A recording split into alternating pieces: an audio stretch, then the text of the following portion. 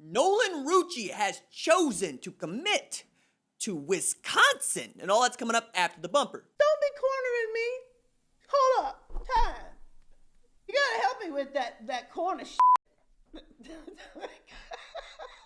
What's up, kinfolk? It's RJ Young. I am not on a step mill. Consider hitting the like and subscribe button because I upload a video every single day. It's always college football related, sports related. We have a good time. And today we got to talk about 5-star offensive tackle Nolan Rucci choosing to commit to the University of Wisconsin over the likes of Penn State and Clemson. I want to talk about that in a little bit. But first, 6'8", 295 pounds out of Lidditz Warwick in Pennsylvania, the number one player in the state of Pennsylvania, and a top 25 prospect overall. You understand what you're getting in a Nolan Rucci because that dude is already moving people, as they say, a people mover, as in he can take a person and move him against his will from point A to point B. This is going to probably make all the Wisconsin stands so very happy. Number one, because it's a 5-star recruit. Number two, because you're able to land a high-value target at a time when you ain't playing no football. And it's looking less likely like you playing football. And it's looking even less likely like the Big Ten is going to be the Big Ten that we once have known moving forward. And the comp for Nolan Rucci is Mike McGlinchey, but I want to get into that evaluation here in just a second, but I also want to lay underneath this. Hayden Rucci is part of the 2019 recruiting class of Wisconsin, so there's lots of Wisconsin fans that's like, yeah, we already knew that this was going to happen. I'm like, nah, man. Beating the likes of Clemson and Penn State, especially Penn State, for an in-state recruit, it's not a small thing, right? Now, you also take a look at Wisconsin, and you know what the pedigree is. They going to line up. They going to get in single back, I formation. They going to run the football, and they going to run it straight at you. And if you're an offensive lineman, this is the kind of scheme that you want to play in.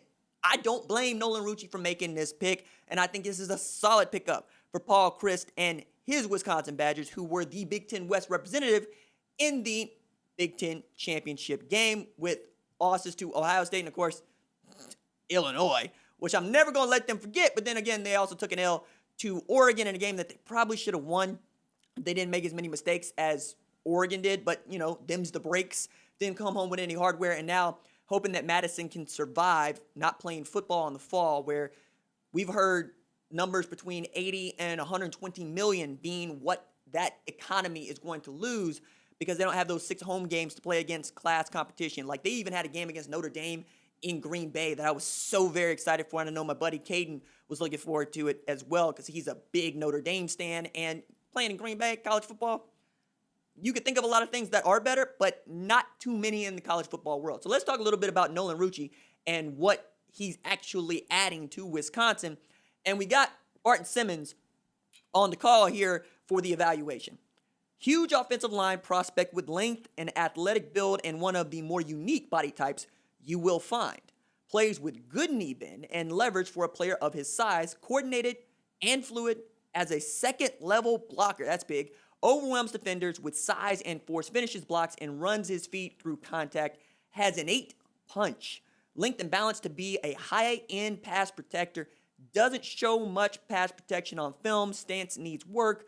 Playing with pad level is a challenge due to body type. Competition level is not challenging. Very raw from a technique and experience standpoint, but has a size and the athleticism combination that makes him one of the most talented offensive line prospects in the 2020 class. May not contribute in year one, but has the look of a future Power 5 high-end starter with a first or second round day NFL draft upside. Now, adding Nolan Rucci to this class is not just a big deal, again, for Wisconsin. It's also a tremendously big deal for the likes of Clemson and Penn State. Now, I want to talk about Penn State before we talk about Clemson because Penn State, like Wisconsin, ain't playing Big Ten football this year, and James Franklin was trying to build off of what I thought was a really good year last year. I mean, you take losses to, like, Michigan? No. Take losses to Ohio State? Now I got to look it up because I don't want to get this wrong. I knew you take a loss to Ohio State because I remember watching that game from beginning to end, but that 2019 Penn State team also won 11 games and won the Cotton Bowl in a really just phenomenal win against a Memphis team that I thought was actually decent, and Micah Parsons showed out in that game. And, you know, we don't get to see Micah Parsons this year. He also chose to opt out before we ever got, you know, the announcement that the Big Ten wasn't going to play.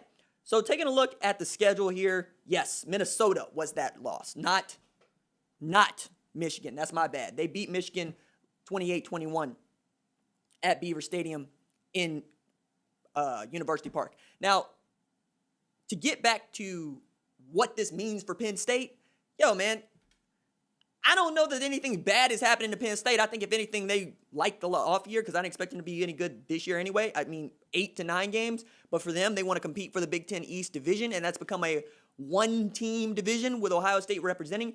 But for Clemson, this is also big, right? Because Clemson needs a dominant offensive tackle. They need a 5-star tackle. They want a 5-star tackle.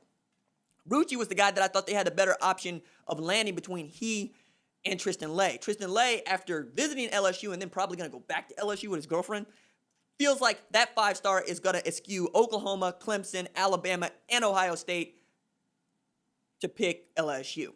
Now, for this class, right, now we're talking about the number 14 player in the 247 Sports Composite, the number 16 player in the top 247, and more than that, what are we talking about? We're talking about this class jumping into the top 15 for Wisconsin. They've never been just a juggernaut in recruiting.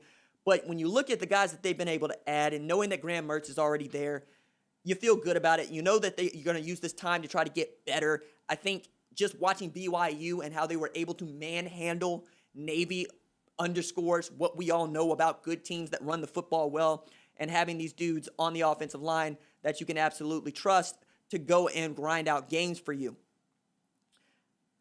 Not a whole lot more to add on this one except to say, good job, Paul Christ, because I thought for a while there it was a toss-up between Penn State and Clemson, obviously, as an outsider looking in, not being in on Wisconsin recruiting in that much way. Like, I didn't pay attention to Wisconsin recruiting a big amount until, like, especially at the 2019 class, 2020 class, until Savion Morrison here locally got an offer to play running back at Wisconsin, which I'm like, now you know that Savion can play. And for those of you that aren't woke to it, you will be next year. Savion Morrison will probably start at tailback for the Nebraska Cornhuskers in 2021 for Scott Frost's team. This is yet another 5-star off the board. We're still waiting on Corey Foreman and JT Tuimoloau to make decisions on this. We're also really, really watching closely, see what happens with 5-star running backs like Kamar Wheaton. Maybe this can help Wisconsin compete in a way that they haven't competed in some time, but like, what else can you ask?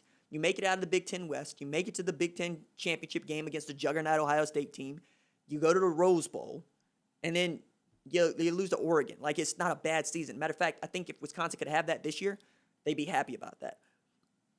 And as far as what Wisconsin's ceiling looks like with a Nolan Rucci and what I know they have coming back next year, perhaps we could talk about them in the way that we were talking about Michigan State about 5-6 years ago.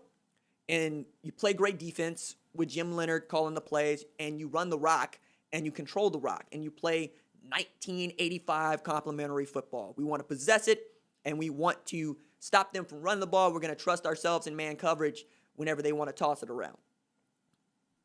Good pickup for Wisconsin. All right, that's it for me. Deuces.